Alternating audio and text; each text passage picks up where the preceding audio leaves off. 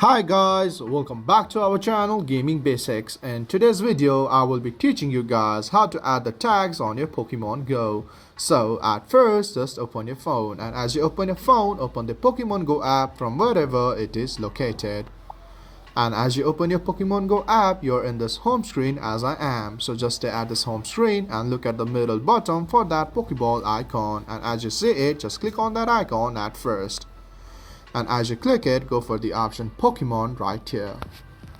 And guys, as you open the Pokemon page, again look at your left top where you can see the option tags, and just click on there. And to create it, you can see at the left bottom corner for that plus sign, so just click on there at first. And as you click it, just name your tag anything and just select the color, and as you select it, just press on done like this. And as you do that, you can see the tag is created. So guys, that's how you add the tags on your Pokemon Go. If you find our video helpful, please leave a like, and please do not forget to subscribe our channel. Also hit the bell icon to get updates with our latest videos, and drop a comment for reviews and more content like this. I will see you guys again in our next video. Thank you for watching.